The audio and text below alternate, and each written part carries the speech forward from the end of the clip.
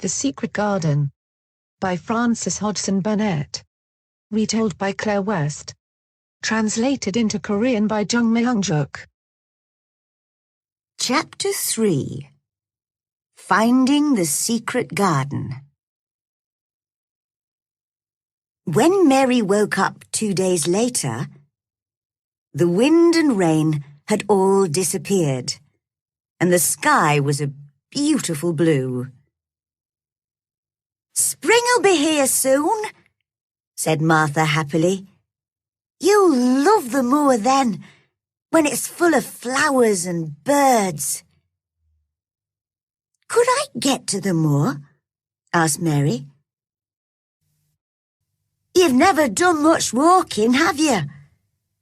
I don't think you could walk the 5 miles to our cottage." "But I'd like to meet your family," Mary said. Martha looked at the little girl for a moment.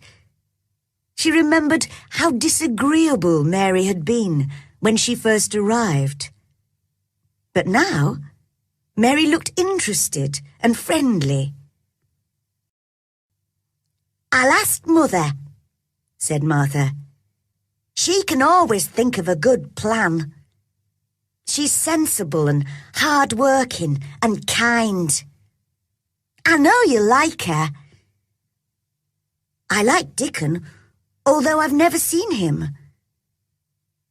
I wonder what Dickon will think of you." "He won't like me," said Mary. "No one does." "But do you like yourself? That's what Mother would ask." "No, not really. I've never thought of that." "Well, I must go now. It's my day off, so I'm going home to help Mother with the housework. Goodbye, miss. See you tomorrow." Mary felt lonelier than ever when Martha had gone, so she went outside. The sunshine made the gardens look different. And the change in the weather had even made Ben Weatherstaff easier to talk to. "Can you smell spring in the air?" he asked her. "Things are growing, deep down in the ground. Soon, you'll see little green shoots coming up. Young plants they are. You watch them." "I will," replied Mary. "Oh, there's the robin." The little bird hopped onto Ben's spade. "Are things growing in the garden where he lives?" "What garden?"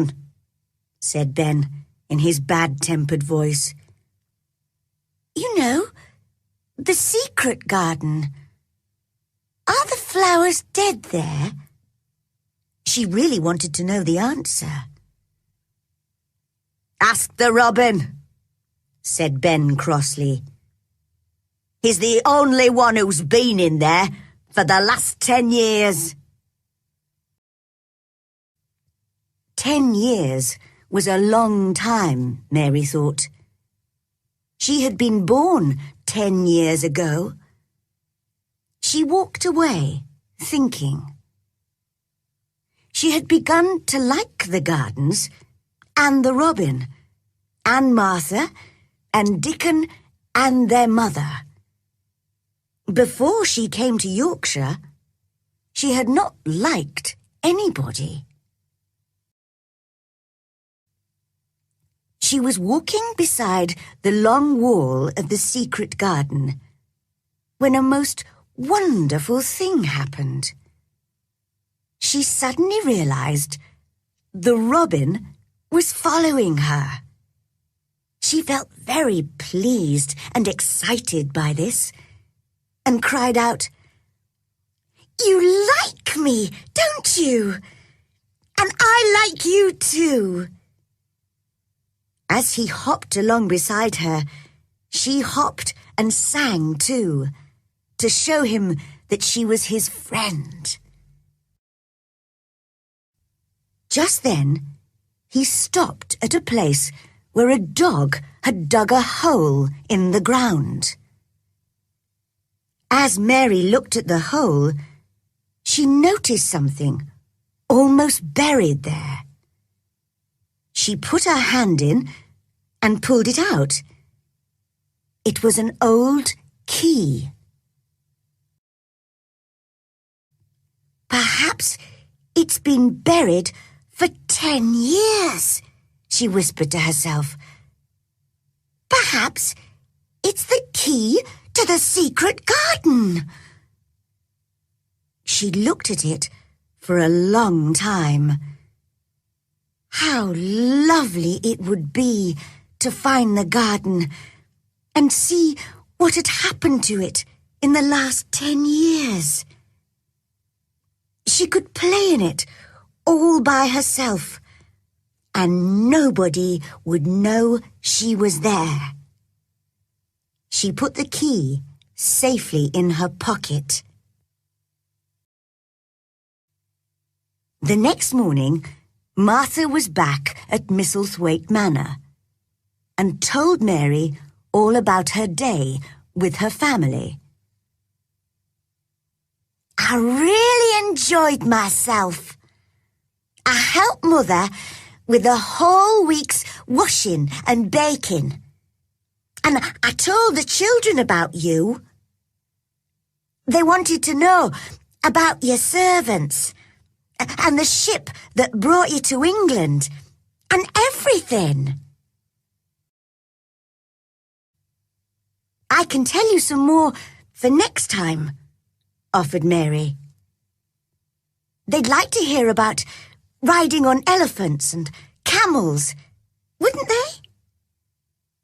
Oh, that would be kind of you, miss. And Luke, Mother has sent you a present.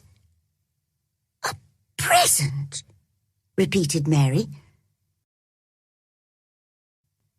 How could a family of 14 hungry people give anyone a present? Mother bought it from a man who came to the door to sell things. She told me, Martha, you brought me your pay like a good girl, and we need it all. But I'm going to buy something for that lonely child at the manor. And she bought one, and here it is. It was a skipping rope. Mary stared at it. What is it? She asked. Don't they have skipping ropes in India? Well, this is how you use it. Just watch me. Martha took the rope and ran into the middle of the room. She counted up to 100 as she skipped. That looks lovely, said Mary. Your mother is very kind. Do you think I could ever skip like that? Just try, said Martha.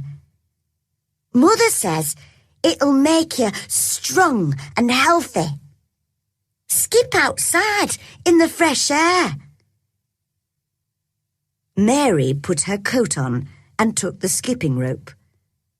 As she was opening the door, she thought of something and turned round. Martha, it was your money, really. Thank you. She never thanked people usually, and she did not know how to do it. So she held out her hand, because she knew that adults did that. Martha shook her hand and laughed. You're a strange child, she said. Like an old woman. Now, run away and play.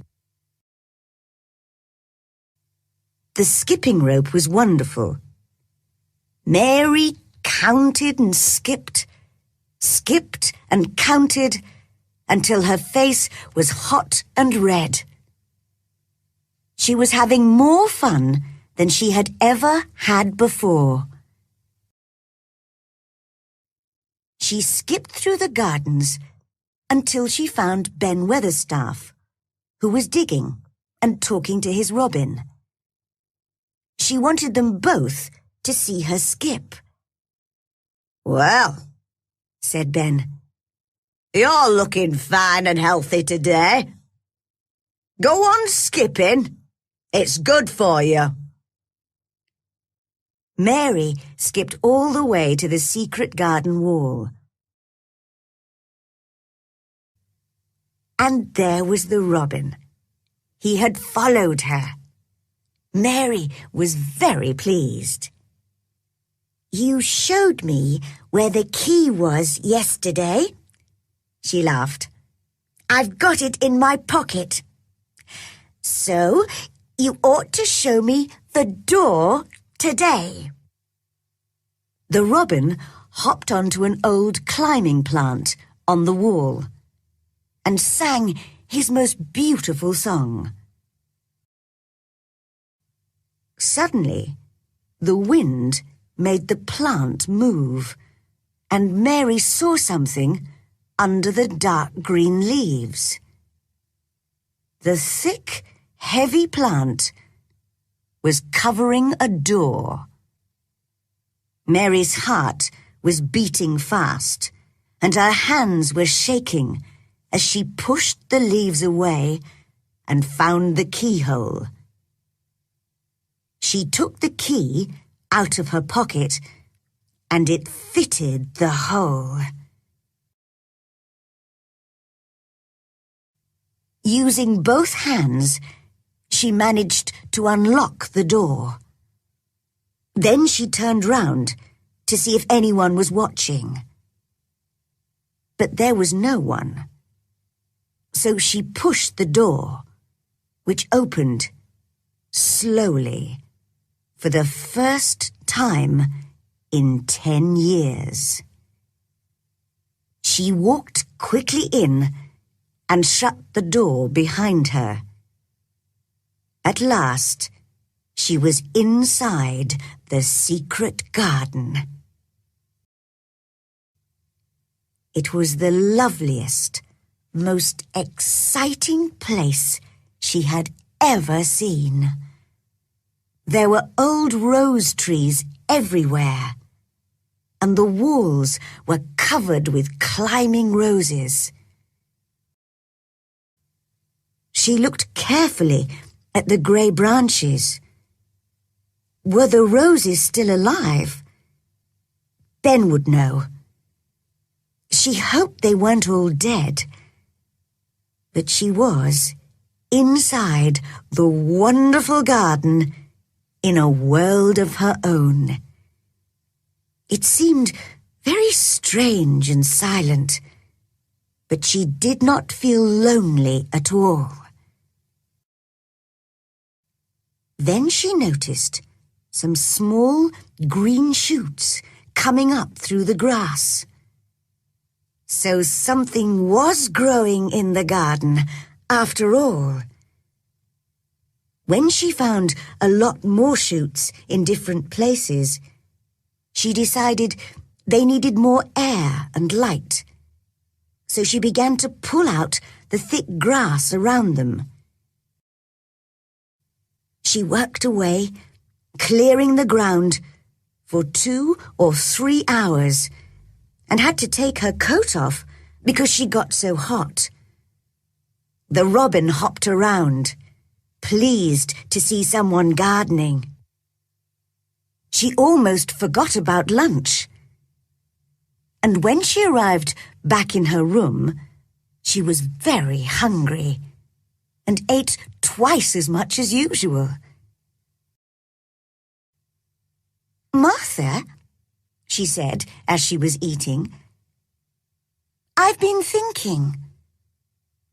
This is a big, lonely house, and there isn't much for me to do. Do you think if I buy a little spade, I can make my own garden? That's just what Mother said, replied Martha. You'd enjoy digging and watching plants growing. Dickon can get you a spade and some seeds to plant, if you like. Oh, thank you, Martha. I've got some money that Mrs. Medlock gave me. Will you write and ask Dickon to buy them for me? I will. And he'll bring them to you himself. Oh, then I'll see him. Mary looked very excited. Then she remembered something. I heard that cry in the house again, Martha. It wasn't the wind this time. I've heard it 3 times now. Who is it? Martha looked uncomfortable. You mustn't go wandering around the house, you know. Mr. Craven wouldn't like it. Now, I must go and help the others downstairs. I'll see you at tea time. As the door closed behind Martha, Mary thought to herself, this really is the strangest house that anyone ever lived in.